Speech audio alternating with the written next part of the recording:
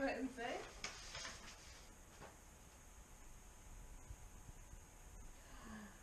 Oh wow, really?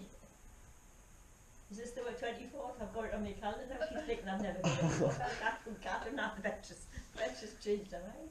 Oh really, that'll be smashing, won't it? Good morning. I'd like to start by saying how honoured I am to be here celebrating your achievement. It's not every day you get invited to Buckingham Palace. And considering the tragic events that took place earlier this week, it is so important now more than ever to acknowledge the efforts and the achievements of young people around the country. It's why we're here today. So as a guest presenter, it's asked of me to deliver an inspiring speech to you all. But if any of you have seen my wedding speech on YouTube, then I'm afraid you're about to be majorly disappointed. Please don't expect songs, there will be no music, and certainly no children's choir at the end. The only similarity is that my mum is here and she will probably cry again.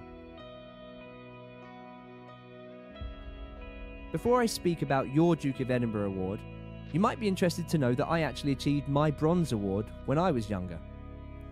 I did mine with Air Cadets, and I remember it very well. We set off on our 15-mile trek from Rickmansworth Station on what must have been the hottest day of the year. We walked for a few hours with our heavy tents and our supplies on our backs when the first effects of the heat and the tiredness really hit us. We paused briefly to apply sun cream and nibble on some Pringles when finally we spotted our checkpoint up ahead, a gap in a row of hedges beyond which we expected to find a canal that we could follow for the rest of the journey. But as we stepped through the bushes, we were surprised not to find a canal, but to find a road. And as we glanced to our left, we were greeted with the awful sight of Rickmansworth Station, our starting point. Yep, we'd done the old classic walk in a massive circle for 3 hours. Needless to say, I was swiftly relieved of map-reading duties for the rest of the trek. So it goes without saying that what you have all done far surpasses my DOE achievement, but I thought that achievement might be an appropriate thing for me to talk to you about. I'm here today as a celebrity guest presenter, but my celebrity, my fame, was never something I set out to achieve. It's just a byproduct of success in the work that I do, whether that be writing music, performing with my band, or being an author. Now, I'm usually very reluctant to give advice. Giving advice seems to imply that I know what I'm doing, or that I've got it all figured out. But believe me, I'm about as far from knowing what I'm doing as you could possibly imagine. Achievement is something I find really interesting. Other than my family, my marriage, and my kids, I personally feel that I'm yet to achieve a lot of the things that I want. I've never had a moment where I've thought, Tom, you've made it. And I don't think I want to, because that feels like you've reached the end, that you have crossed the finish line. But to me, there is no end. An achievement is not a finish line. It's a checkpoint on a far greater journey.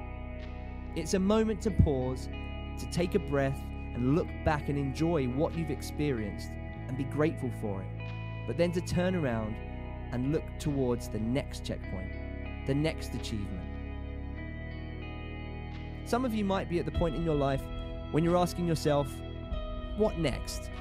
Well, I'm right there with you. I'm always thinking that. And it's okay not to know the answer to that question. We'll all figure out the right what next for us all individually. I think if I've learned anything throughout my career, or even my life, it's that it's not about the finish line. It's not about the achievements or the rewards.